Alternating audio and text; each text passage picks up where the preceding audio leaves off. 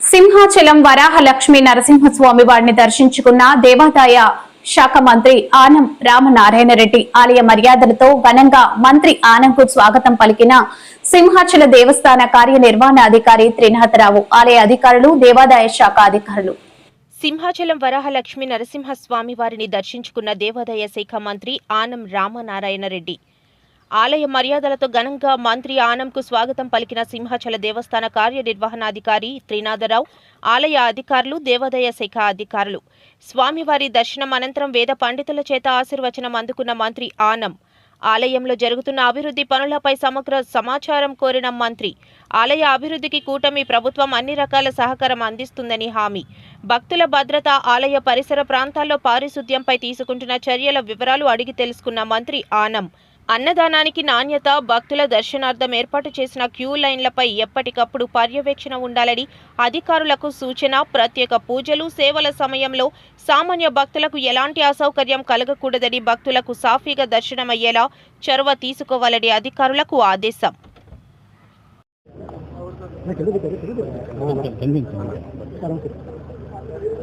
ఇవాళ రాష్ట్రంలో దేవాదాయ శాఖ మరి ఉన్నత ప్రమాణాలను నెలకొల్పడానికి గౌరవనీయులైనటువంటి మా ముఖ్యమంత్రి గారు శ్రీ చంద్రబాబు నాయుడు గారిలో అనేక సూచనలు, ఆదేశాల ప్రకారం ప్రతి ఒక్కరం మేము పనిచేస్తున్నాం. ఆలయాలకి పాలక వర్గాలని నియమించడం ప్రారంభమైంది.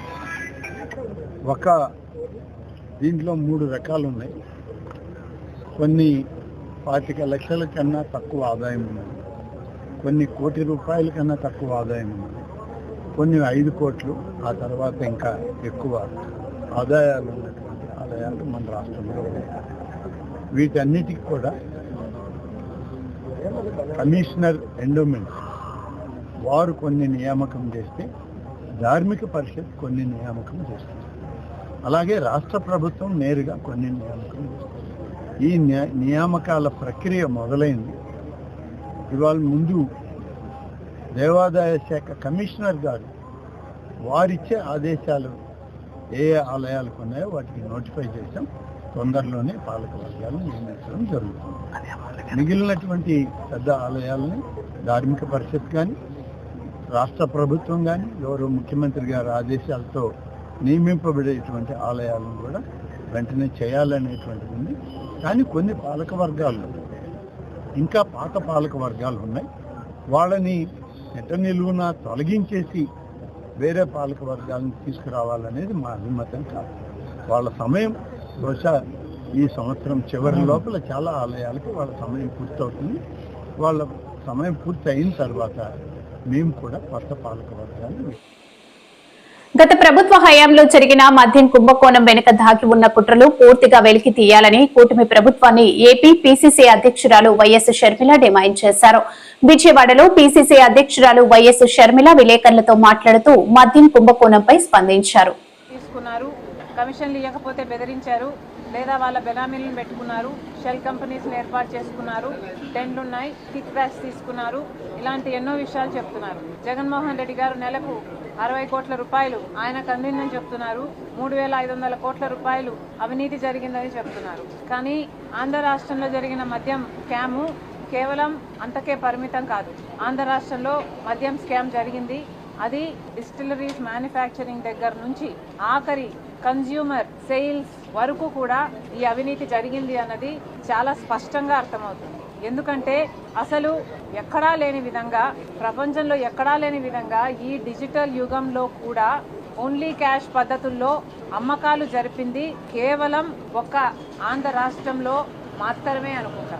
ఇంత బ్లాక్ మనీ ఉండకూడదు, వైట్ మనీలోనే అన్ని ట్రాన్సాక్షన్స్ జరగాలి అని ఇంత ఎక్కువగా ప్రాపగేట్ చేస్తున్న ఈ యుగంలో కూడా డిజిటల్ పేమెంట్స్ వీల్లేదు, డెబిట్ కార్డులు, క్రెడిట్ కార్డులు, పేటిఎంలు లాంటివి వీల్లేదు, ఓన్లీ క్యాష్ పద్ధతుల్లోనే మద్యం అమ్ముతాము అని ఒక ప్రభుత్వమే దీన్ని ఎంకరేజ్ చేసింది అంటే ఇది ప్రపంచంలో ఎక్కడా జరుగుతుంది. కాబట్టి ఇది ఒక ఆర్థిక నేరం, ఇది అంతకంటే పెద్ద నేరం. 3,500 కోట్ల రూపాయలు కమిషన్లు తీసుకున్నారు అని మీరు చెప్తున్నారు. కానీ అంతకంటే పెద్ద నేరం ఏమిటంటే ఓన్లీ క్యాష్ పద్ధతుల్లో మద్యం అమ్మకాలు జరిగాయి అంటే నాన్ డ్యూటీ పేడ్ లిక్కర్ కోసమే ఇదంతా జరిగింది. అంటే డ్యూటీని ఎగ్గొట్టడానికి నాన్ డ్యూటీ పేడ్ లిక్కర్ని ప్రోత్సహిస్తేనే వాళ్ళకు ముడుపులు వస్తాయి. కాబట్టి క్యాష్ పద్ధతుల్లో ట్రాన్సాక్షన్స్ జరగాలి అన్న మాట చాలా స్పష్టంగా కనిపిస్తుంది. కాబట్టి ఎంక్వైరీ జరగాలి అంటే దాని మీద జరగాలి. On the floor of the house ముఖ్యమంత్రి చంద్రబాబు గారే వైసీపీ 5 సంవత్సరాలలో దాదాపు 1,00,000 కోట్లు మద్యం ఇలా నాన్ డ్యూటీ పేడ్ లిక్కర్ విధానంలో అమ్మడం జరిగింది. కేవలం 614 కోట్ల రూపాయలు మాత్రమే డిజిటల్ పేమెంట్స్ రూపంలో చేశారు. మిగతాది అంతా అన్అకౌంటెడ్ ఫార్ అంటే బ్లాక్ లో క్యాష్ లో జరిగింది. దాని గురించి తేల్చాల్సిన అవసరం ఎంతైనా ఉంది. ఎందుకంటే కేవలం చంద్రబాబు గారి ప్రకారం అయితే కేవలం 0.62% అంటే 1% కంటే కూడా తక్కువ ఇలా డిజిటల్ పేమెంట్స్ లో రూపంలో ప్రభుత్వానికి తెలిసి జరిగింది. మిగతాది అంతా అన్అఫీషియల్ గా జరిగింది అంటే అది అంతకంటే పెద్ద నేరం. అంతేకాదు 5 సంవత్సరాలలో వైసీపీ అధికారంలో ఉంది. ట్రస్టెడ్ లిక్కర్ బ్రాండ్స్ కి ఏవి కూడా అసలు వాటికి అనుమతులు లేకుండా కొత్తవి చీప్వి లో క్వాలిటీ ఉన్నవి లేదా హార్మ్ఫుల్ గా ఉన్నవి ఈ బ్రాండ్లని ఎందుకు ప్రోత్సహించారు? ఇది చాలా అన్ఎథికల్ గా జరిగింది. కాబట్టి ఎంతో మంది దాదాపు లక్షల్లో ఉంటారో లేకపోతే కోట్లలో ఉంటారో ఇంతమంది హెల్త్ కు సంబంధించిన విషయం. ఆ 5 సంవత్సరాలలోనే దాదాపు 30 లక్షల మందికి కిడ్నీ లివర్ ప్రాబ్లమ్స్ వచ్చాయన్నారు. 30,000 మంది ఈ హార్మ్ఫుల్ లిక్కర్ వల్ల చనిపోయారన్నారు. అంతేకాదు 900% న్యూరోలాజికల్ వీక్నెసెస్ కేసులు. ఉప ముఖ్యమంత్రిగా నియమితులయ్యాక తొలిసారిగా రిలీజ్ అయిన హరిహర వీరమల్లు సినిమా రిలీజ్ రోజు గురువారం సబ్బవరం SDBL డబుల్ థియేటర్ల వద్ద పవన్ కళ్యాణ్ అభిమానులు సందడి నెలకొంది. బాలీవుడ్ లో కూడా ప్రబంధనం సృష్టించబోతుందని చెప్పడంలో ఎలాంటి సందేహం లేదని తెలియజేస్తూ ఇంకొక మెసేజ్ ఇచ్చాడు. సనాతన ధర్మం కోసం మనం నమ్మిన సనాతన ధర్మానికి ఆపద వచ్చినప్పుడు మనం ఆ ధర్మం కోసం నించోకపోతే మనం బ్రతికిన చచ్చినట్టే అనే మెసేజ్ ఇచ్చాడు. ఇది యువత ఆలోచించాలని అలాగే ప్రత్యర్థులకి రాజకీయ ప్రత్యర్థులు అవ్వండి సినిమా ప్రత్యర్థులు అవ్వనివ్వండి ఒక డైలాగ్ చెప్పాడు. మీ పతనం కోసం ఏదో ప్రయత్నం చేస్తున్నారు ప్రత్యర్థులు అంటే నా అంగవస్త్రం అంచు కూడా తెంపలేరనే అభిమానులు విధంగా ఉంది. ఇలాంటి డైలాగులు కోకొల్లలు ఉంటాయి. సినిమాని ప్రతి ఫ్యామిలీ కూడా సనాతన ధర్మాన్ని నమ్మిన ప్రతి ఒక్క కుటుంబం కూడా సినిమాని ఆదరించాల్సిన సమయం ఇది. ఎందుకంటే పరిస్థితుల్లో మనం చూస్తున్నాం. సనాతన ధర్మం మన దేశ ధర్మం, దాన్ని కాపాడుకోవాల్సిన బాధ్యత మనందరిది. అలాంటి బాధ్యతాయుతమైన సినిమా తీశాడు కాబట్టి పవన్ కళ్యాణ్ దేశం మీద దేశ భద్రత మీద అత్యంత బాధ్యత కలిగిన పౌరుడిగా పవన్ కళ్యాణ్ ఉన్నాడు. ఈ రోజుకి కూడా యోధుడి పాత్రలో పవన్ కళ్యాణ్ గారు ఏమాత్రం తగ్గకుండా 17వ శతాబ్దంలో హరిహర వీరమల్లు ఎలా ఉన్నాడో ఎవరికీ తెలియదు. ఈరోజు ఈ సినిమా తర్వాత మనకు తెలిసిన హరిహర వీరమల్లు పవన్ కళ్యాణ్ గారు మాత్రమే. అంత అత్యద్భుతమైన నటనతో రంజింపు చేయడంలో ఆయన సక్సెస్ అయ్యారనే చెప్పాలి. అలాగే కథ విషయానికి వస్తే పూర్తి స్థాయి సందేశాత్మకమైన సినిమా ఇది. ఎందుకంటే పరాయి దేశం నుండి మన దేశానికి వచ్చి మన సంపదను దోచుకోవడంలో కానీ మన దేవాలయాల్ని విధ్వంసం చేయడం కానీ స్త్రీ మాన మర్యాదలకు సంబంధించి కానీ అలాగే అప్పట్లో సంచలనం సృష్టించిన జిజియా పన్నుని సృష్టించడంలో కానీ ప్రూవ్ చేయడంలో సక్సెస్ అయ్యారు. ఇలాంటి సినిమాని మా అభిమానులందరికీ అందించి ఎన్నో సంవత్సరాలుగా ఎదురు చూస్తున్నాం. జాగర్లపూడి క్రిష్ కాంబినేషన్లో కళ్యాణ్ గారి సినిమా అని కొన్ని ఒడిదుడుకులతో సినిమా మధ్యలో ఆగినా కూడా దాన్ని రాధాకృష్ణ గారు అత్యద్భుతంగా సెకండ్ హాఫ్లో వచ్చిన పీరియాడిక్ డ్రామాలో కానీ యాక్షన్ సీక్వెన్స్తో కానీ లేకపోతే క్లైమాక్స్లో ఉన్న విజువల్ ఎఫెక్ట్స్తో కానీ సినిమాని ఆద్యంతో రక్తి కట్టించడంలో డైరెక్టర్లు ఇద్దరు కూడా సక్సెస్ అయ్యారని చెప్పాలి. ఇది అభిమానులకు పండగ. ఇంకో పాఠశాల ఉన్నా మాస్టర్ రారు. గిరి బిడ్డలకు కష్టాలేనా? ఎన్నో ఏళ్ల పోరాటం తర్వాత ఆ గ్రామానికి పాఠశాల మంజూరైంది.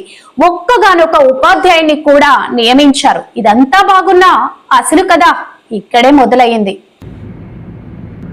పిల్లలకు పాఠాలు చెప్పాల్సిన ఆ మాస్టారు రోజు పాఠశాలకు వచ్చే పరిస్థితులైతే కనిపించవు. అల్లూరి జిల్లా అనంతగిరి మండలం కివర్ల పంచాయతీ తంగేలబంద గ్రామంలో ఈ విచిత్ర పరిస్థితి కనిపిస్తోంది. దీంతో గిరిజన విద్యార్థులకు విద్య అందని ద్రాక్షగా మారింది. తమ గ్రామానికి పాఠశాల కోసం చేసిన పోరాటానికి గాను జిల్లా కలెక్టర్ దినేష్ కుమార్ స్పందించి పాఠశాలను మంజూరు చేశారు.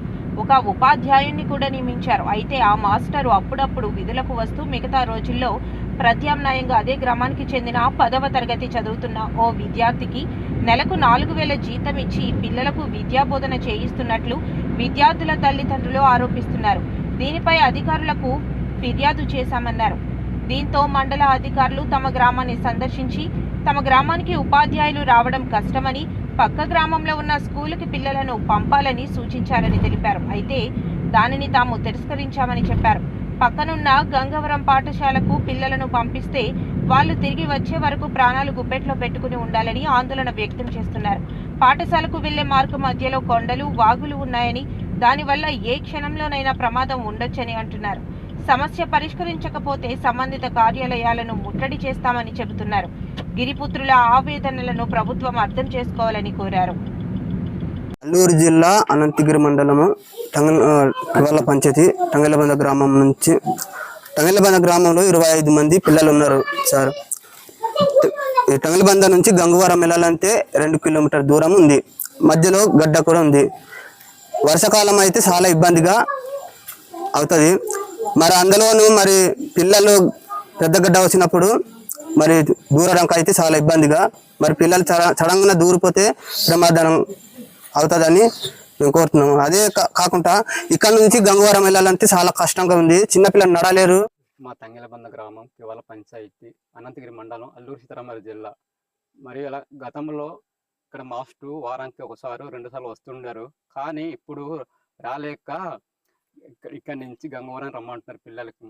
ఎందుకంటే చాలా దూరం ఉంది, 2 కిలోమీటర్ల దూరం. ఇక్కడంటే 25 మంది పిల్లలు ఉన్నారు. ఇక్కడ 21. అయ్యా, మా గ్రామానికి కొంచెం మంచినీళ్ళు ఇవ్వండి సార్. అల్లూరి సీతారామరాజు జిల్లా హుకుంపేట మండలం పెద్ద గరువు పంచాయతీ పరిధి మాలపాడు గ్రామానికి మంచినీటి సమస్య పరిష్కరించాలని గిరిజనులు డిమాండ్ చేశారు. అయ్యా, మా గ్రామానికి కొంచెం మంచినీళ్ళు ఇవ్వండి సారు. అల్లూరి సీతారామరాజు జిల్లా హుక్కుంపేట మండలం పెద్దగరువు పంచాయతీ పరిధి మాలపాడు గ్రామానికి మంచినీటి సమస్య పరిష్కరించాలని గిరిజనులు డిమాండ్ చేశారు. ఈ మేరకు బుధవారం విలేకరులు పర్యటించి గిరిజనుల సమస్యలు అడిగి తెలుసుకున్నారు. ఈ సందర్భంగా స్థానిక గిరిజనులు మాట్లాడుతూ గ్రామంలో సరైన తాగునీరు, రహదారి సౌకర్యం లేక తీవ్ర ఇబ్బందులు ఎదుర్కొంటున్నారన్నారు. ఆరోగ్య కేంద్రానికి వెళ్లాలన్నా, గ్రామంలోకి అంబులెన్స్ రావాలన్నా కనీసం రహదారి లేక ఎన్నో ఇబ్బందులు పడుతున్నామని ఆవేదన వ్యక్తం చేశారు. సమీపంలోని ఊటనీటిని తెచ్చుకుని తమ అవసరాలకు వినియోగించుకుంటున్నామని వాపోయారు. ప్రజాప్రతినిధులు, అధికారులు ఈ సమస్యను పరిష్కరించి మాకు న్యాయం చేయాలని కోరుతున్నామన్నారు. అదే మాది అల్లూరు జిల్లా ఉక్కుంపేట మండలం కొట్నాపల్లి పంచాయతీ పెదగారు పోస్టు. అలాగే మాకు ఊట నీళ్ళు తీసుకురావాలంటే 4 కిలోమీటర్ దూరం వెళ్ళాలి. ఊట నీళ్ళు మంచిగా లేకపోవడం వల్ల మేము అనారోగ్యం కోల్పోతున్నాము. పిల్లలు కూడా మంచి నీళ్ళు కాదు అది. ఆ నీళ్లు తాగడం వల్ల ఎంతో మంది జబ్బులు రావడం వల్ల మేము జబ్బులతో ఇది మేము తీసుకెళ్ళలేకపోతున్నాము. అలాగే మాకు కూడా ఇది ఊట నీళ్ళతో పాటు మాకు రోడ్డు సదుపాయం కల్పించాలి అని ప్రభుత్వం వారికి అందిస్తున్నామండి. ఇది ఎంతో ఇబ్బంది పడుతున్నాం. మా దగ్గర అంబులెన్స్ రాదు. చాలా 6 కిలోమీటర్ దూరం నడుచుకుంటూ వెళ్ళాలి మేము. మాకైతే రోడ్డు లేదు. ప్రభుత్వం వారైనా స్పందించండి. ఎంతో అప్లికేషన్స్, ఎంతో రోడ్డు కోసం ధర్నాల కోసం పోరాడేమో మాకు ఎవరు రోడ్డు కోసం ఇప్పటి వరకు స్పందించట్లేదు. రోడ్డు కోసం ఎంతో మంది పోరాడి చనిపోయిన వాళ్ళు ఉన్నారు. మాకు మా గ్రామంలో ఎంతో మంది రోడ్డు కోసంకి ఎంతో అప్లికేషన్ నింపి ఎంతో ధర్నాలకి వెళ్ళి రోడ్డు కోసం అలసిపోయి ఉన్నారండి. మీరు ఎవరైనా స్పందించాలి అనుకుంటే మా గ్రామంలో వచ్చి రోడ్డు కోసం స్పందించి రోడ్డు కోసము ఎంతో మంది వస్తున్నారు. మీకు కంపల్సరీగా రోడ్డు ఇస్తామని ఎన్నో సంవత్సరాల నుంచి మాకు ప్రభుత్వం వారు చెప్తూనే ఉన్నారు, కానీ రోడ్డు మాత్రం ఇవ్వట్లేదు. మాకు ఈ నెల 27 నుంచి రాష్ట్రమంతటా పర్యటన ఉంటుందని రాష్ట్ర బీజేపీ అధ్యక్షులు పివిఎన్ మాధవ్ పేర్కొన్నారు. మొదట కర్నూలు జిల్లాలో పర్యటన మొదలవుతుందని, పార్టీని బలోపేతం చేయడానికి కృషి చేస్తానని పేర్కొన్నారు.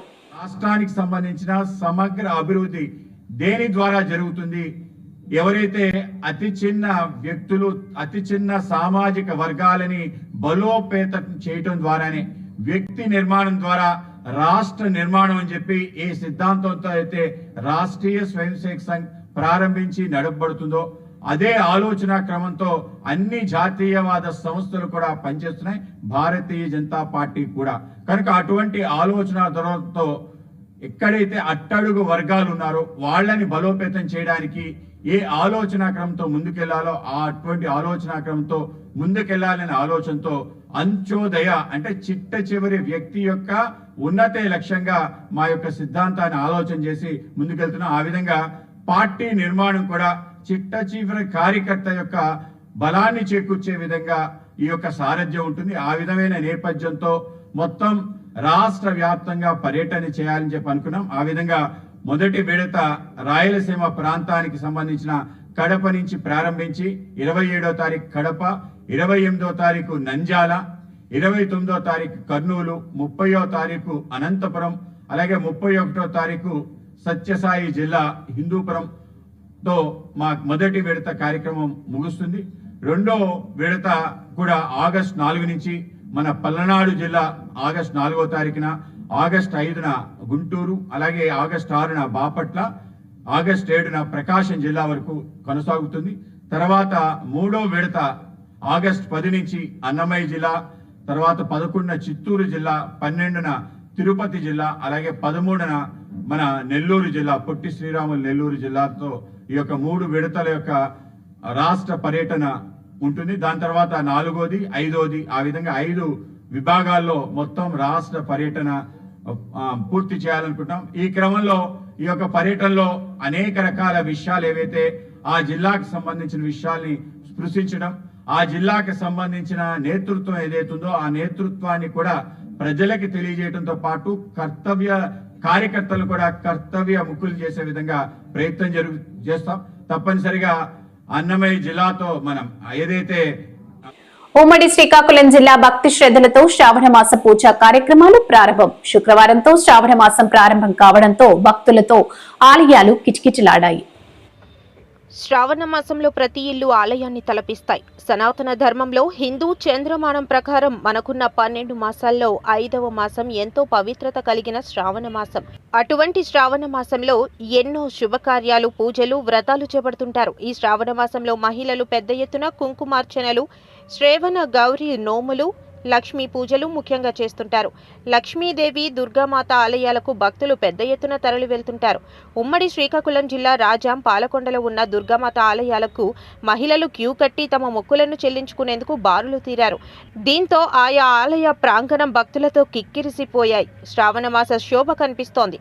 అమ్మవారి దర్శనం కోసం వచ్చే భక్తులకు ఎటువంటి అవాంఛనీయ సంఘటనలు, ఇబ్బందులు కలగకుండా ఆలయ అధికారులు ముందుగానే ప్రత్యేక ఏర్పాట్లు నిర్వహించారు. ఓం శ్రీ నవదుర్గాంబాయై నమః.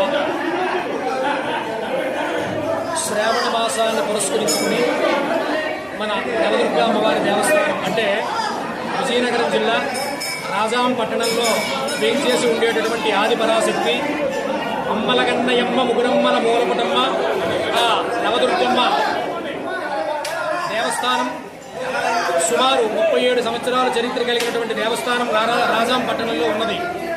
దీనికి ప్రధానంగా సద్గురు తమ్మయ్య గురువు గారు, వానపల్లి తమ్మయ్య గారని వారి యొక్క ఆశయానుసారం సద్గురు కృష్ణయాజి గారి యొక్క ఆధ్వర్యంలో ప్రతిష్టాపన జరిగింది.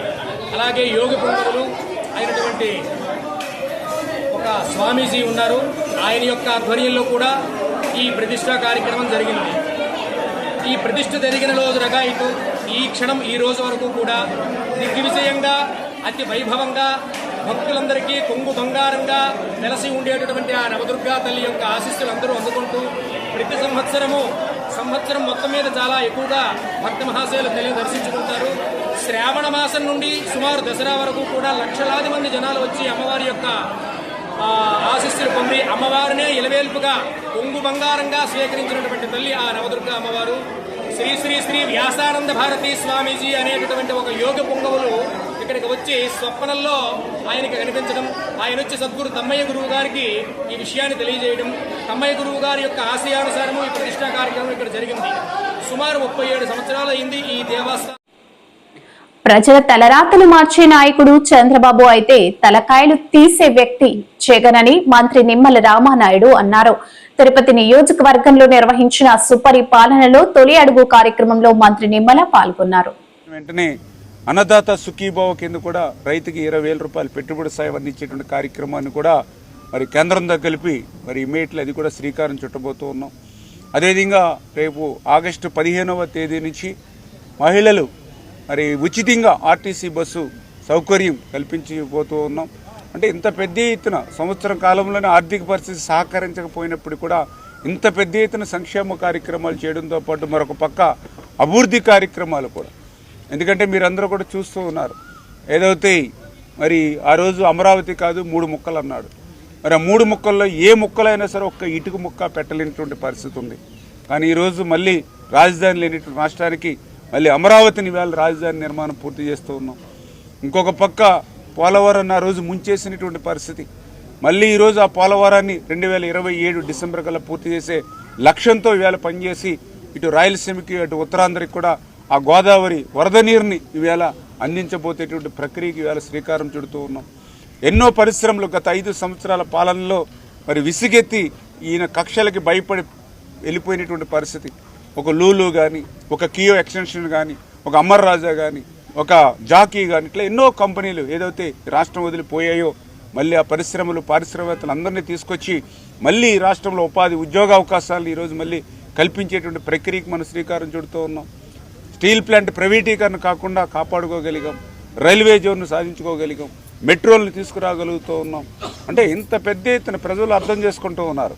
కష్టంలో ఆర్థిక పరిస్థితి ఉన్నటువంటి స్థితిలో కూడా మరి ఇటువంటి స్థితిలో కూడా ఇంత పెద్ద ఎత్తున సంక్షేమం ఇస్తూ ఉంది, ఇంత పెద్ద ఎత్తున అభివృద్ధి చేస్తూ ఉన్నారు. ఇది మంచి ప్రభుత్వం అని వేళ ప్రజలందరూ కూడా ఈ సంవత్సర పాలన పట్ల ఆశీర్వాదం అందజేస్తున్నారని చెప్పి తెలియజేసుకుంటూ మరి మీ ద్వారా కూడా ఈవేళ ప్రజలకు కూడా విజ్ఞప్తి చేస్తూ ఉన్నాం. ఎందుకంటే ఈవేళ తలరాతలను మార్చేటువంటి నాయకుడికి ఈవేళ చంద్రబాబు నాయుడు గారు పనిచేస్తూ ఉంటే తలకాయల్ని తీసేటటువంటి వ్యక్తిగా ఈవేళ జగన్మోహన్ రెడ్డి రాష్ట్రంలో పనిచేస్తున్నటువంటి పరిస్థితిని దయవుంచి మీరందరూ కూడా గమనించమని